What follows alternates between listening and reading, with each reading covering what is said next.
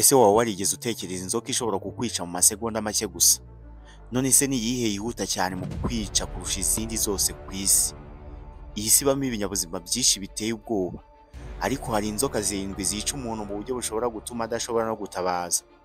Zimwe ni ubumara, izindi zikoresha imbaraga z'umubiri, ariko iyiza ku mwanya wa mbere yo ni igikoko cya nyacyo. Reka tubimenye. Ese urashobora kureba kugeza ku ya mbere? Iyo ya mbere nihagera urumva impamvu ari igikoko. Ku mwanya wa karindwi turahasanga King Cobra. King Cobra ni imwe mu nzoka ndende cyane, ifite ubumara bwa neurotoxin ikomeye cyane, ishobora kwica umuntu cyangwa inyamaswa nini nk'inzovu. Iyi nzoka ishobora kukuruma inshuro imwe gusa, ubumara bwayo bukinjira mu maraso bukagufata ubwonko n'umutima mu gihe kitarenze iminota 30. King Cobra niyo nzoka ndende ifite ubumara buteye ubwoba. Ifite uburebure burenga metero 5, ni ukuvuga fiti 19. Ibiro byayo bishobora kugera kuri 9. Ibaho muri Aziya y'Amajyepfo. Iyo ikwegereye ntihaba hasigaye byinshi byo gukora. Ku mwanya wa gatandatu turasanga Gabon Viper. Iyi nzoka ituruka muri Afurika yo hagati, irangwa n'umutwe munini n'amenyo maremare cyane kurusha izindi nzoka zose. Ubumara bwayo bushobora gutuma umubiri wawe uhagarika gukora neza mu minota 20 gusa. Ivunagura imitsi igatera gutakaza amaraso menshi cyane kugeza upfuye.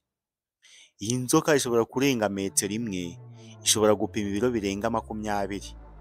Iyi ni inzoka iboneka mu mashyamba ya Afurika yo munsi y'ubutayu bwa Sahara, harimo u Rwanda, Uganda, Tanzania, Repubulika Iharanira Demokarasi ya Kongo n'ahandi. Ku mwanya wa gatanu turasanga Black Mamba. Ni imwe mu nzoka zifite ubumara bwinshi kandi zihuta cyane.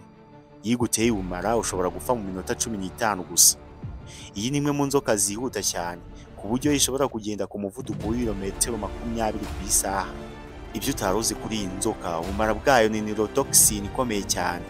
Ishobora kwica umuntu kandi buhagije kwica abantu barenga 20 mu gihe kimwe. Niyo mpamvu bayita inzoka y'urupfu. Kugira amahirwe yo kurokoka bisaba guhabwa umuti w'ubumara ako kanya. Ku mwanya wa 4 turasanga Python. Ntigira ubumara ariko ntibikenewe. Python ni inzoka nini cyane ishobora kukuzinga ikagufatirana kugeza umwuka wawe wose ugushizemo. Iyo ikuzengurutse imikaya yawe nta kibi gishoboye, mu minota 7 gusa iba ishobora guhagarika guhumeka ugahita upfa. Ntiruma ariko ikurangiza gahoro gahoro ikoresheje umubiri wayo. Ku mwanya wa 3 turasanga Great Snake. Ni inzoka yo muri Aziya ifite ubumara bukomeye kandi ituje cyane.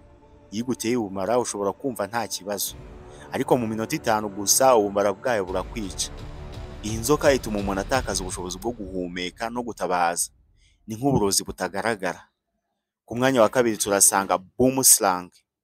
Izwiho kugira ubumara bukora gahoro gahoro, ariko mu buryo bwa rutura. Iyo iguteye imitsi itangira gucika, amaraso akazenga imbere mu mubiri. Mu minota 2 gusa ushobora gutakaza amaraso menshi ku buryo ntacyo wakora. Ni nto ariko yica nabi.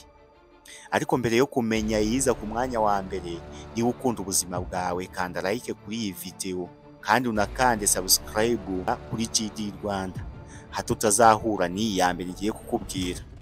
Uramenye ntuzayikinishe kuko n'umuti wayo ntupfa kuboneka.